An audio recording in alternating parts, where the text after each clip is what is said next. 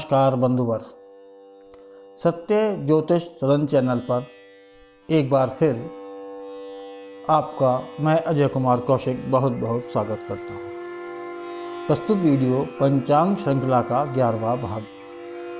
पूर्व के भागों में हमने पंचांग के विभिन्न आयामों को धर्म, विज्ञान और गणित के आधार पर समझने का प्रयास किया। इन वीडियो की अधिक जानकारी के लिए डिस्क्रिप्शन में लिंक दिया है, क्लिक कर आप उनको देख सकते हैं। आज के वीडियो में नक्षत्र, नक्षत्र चरण, चरणाक्षर, उनके स्वामी और राशियों के साथ समन्वय आदि के विषय में संक्षिप्त रूप से चर्चा करते हैं। तो चलिए श्री गणेश करते हैं आज की चर्चा का। भारतीय ज्योतिष में नक्षत्रों का गहन अध्ययन किया गया है।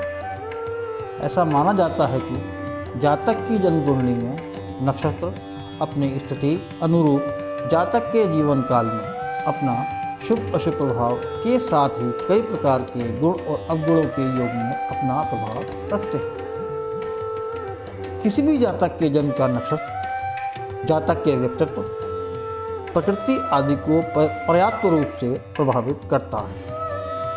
किसी भी जातक के नक्षत्रों के शुभ अशुभ प्रभावों का अध्ययन करके दोषों को कम किया जा सकता है और शुभता में वृद्धि की जा सकती है। इसीलिए नक्षत्रों का अध्ययन करने से पूर्व यह समझना आवश्यक हो जाता है कि आखिर नक्षत्र हैं क्या, नक्षत्रों और तारों का क्या संबंध है और राशियों और ग्रहों के साथ उनके संबंध कैसे हैं। विराट आकाश में असंख्य तारे हैं। इन तारों के कुछ समूह, ग्रुप, कुछ आकृतियां शेप बनाते हुए प्रतीत होते हैं, जैसे कहीं अश्व, शकट, सर्प, हाथ इत्यादि। नक्षत्रों की आवश्यकता ही क्यों है? जिस प्रकार पृथ्वी पर एक स्थान से दूसरे स्थान की दूरी किलोमीटर में या अन्य किसी इकाई में नापी जाती है, उसी प्रकार आकाशमंडल की दूरी नक्षत्रों से ज्ञात की जाती है। इस बात को इस प्रकार से समझने का प्रयास करते हैं।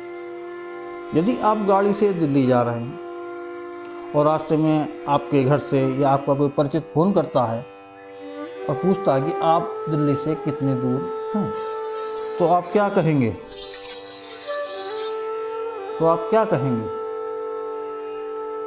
आप देखेंगे कि आप किस माइलस्टोन को पार कर चुके हैं या कर रहे हैं और सामने वाले को बताएंगे कि मैं अभी दिल्ली से इतने किलोमीटर दूर हूँ।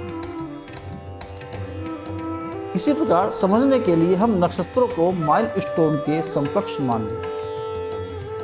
अब यदि पूछा जाए कि अमुक ग्रह आकाशमंडल में कहाँ पर है, उस समय हम देखेंगे कि अमुक ग्रह आकाशमंडल में किस नक्षत्र पर है और आप कहेंगे या हम कहेंगे कि अमुक ग्रह अमुक नक्षत्र पर है। हमारी पृथ्वी अपने क्रांति वृत्त पर सूर्य की परिक्रमा करती रहती है। यह मार्ग अंडाकार है, इलिप्टिकल, इसे भचक्र भी कहते हैं। इसी क्रांति वृत्त की पृष्ठभूमि में असंख्य तारों के दर्शन होते हैं। इन असंख्य तारों का दीर्घकालिक अध्ययन करने के पश्चात तारों के कई समूहों की कुछ आकृतियों का ज्ञान हुआ। ये आकृतियाँ ही नक्षत्र कहलाती हैं या इनको ही नक्षत्रों का नाम दिया गया। समस्त आकाशमंडल को 27 बराबर भागों में विभक्त किया गया।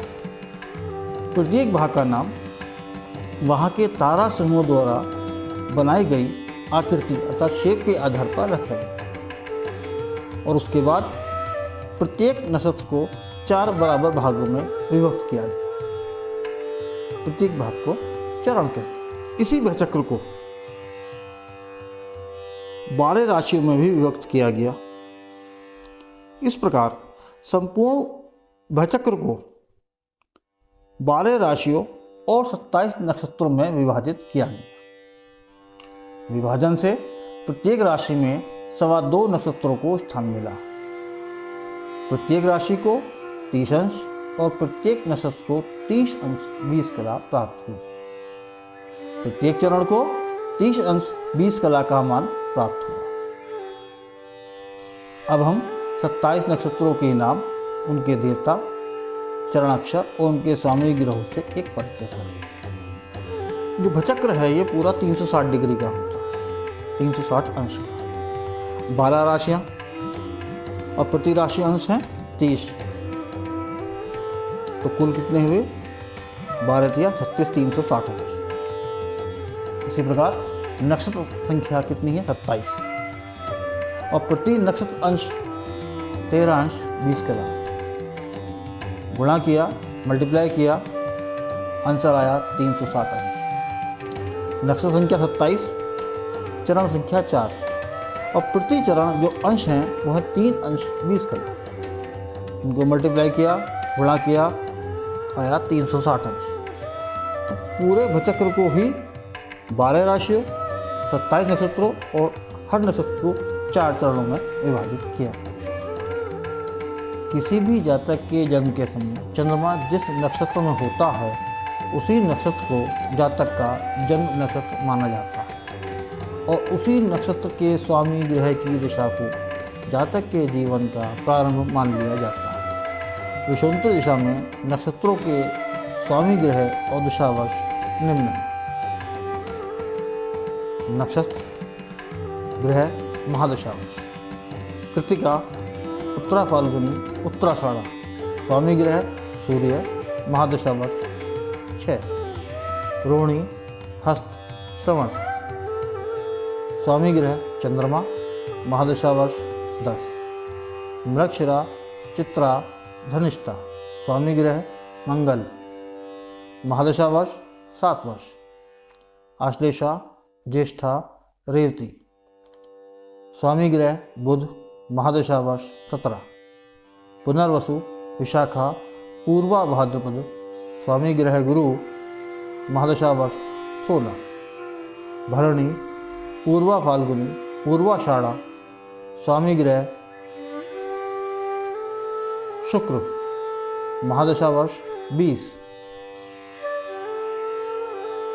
पुण्य, अनुराधा, उत्तरा भाद्रपद। स्वामी ग्रह शनि, महादशावर्ष 19। आद्रा, स्वाति, शतभिषा। स्वामी ग्रह राहु, महादशावर्ष 18। अश्वनी, मघा, मूल। स्वामी ग्रह केतु, महादशावर्ष 7। इस प्रकार नक्षत्रों के 7 स्वामी ग्रह और महादशावर्ष। ज्योतिष शास्त्र में नक्षत्रों को मूल, पंचक, ध्रुव, चर, मिश्र, अधोमुख, ऊर्ध्वमुख, खग्न और त्र्यंगमुख आदि प्रकारों से जाना जाता है। इन सब की चर्चा किसी अन्य वीडियो में नक्षत्रों की विस्तृत चर्चा के समय करेंगे। आशा करता हूँ यह उपयोगी जानकारी आपको पसंद आई होगी। यह अमूल्य जानकारी ज्ञानवर्धन के साथ ही सनातनी ज्ञान विज्ञान से भी आपको जोड़ रही है। मेरा यह अल्प प्रयास है कि आम जनमानस धार्मिक रीति रिवाज के साथ साथ अपने ज्ञान विज्ञान के आलोक में भी इन्हीं सब बातों को समझने का प्रयास करें। प्रत्येक हिंदू परिवार में एक हिंदू पंचांग अवश्य होना चाहिए। उसे समझें और आगे प्रेषित करें। पंचांग का दैनिक जीवन में प्रयोग कर भारतीय पंचांग को वैश्विक स्तर पर ले जाने का कार्य भी करें। आज के वीडियो में इतना ही। आने वाले वीडियो में नक्षत्र जातक के जीवन को किस प्रकार प्रभावित करते हैं तथा राशि स्वामी, नक्षत्र स्वामी एवं चरण स्वामी का आपस में तथा नक्षत्र चरण पर स्थित ग्रह के साथ संबंधों पर ज्ञानवर्धक चर्चा करेंगे। तब तक के लिए नमस्कार, जय हिंद, जय भारत, वंदे मातरम।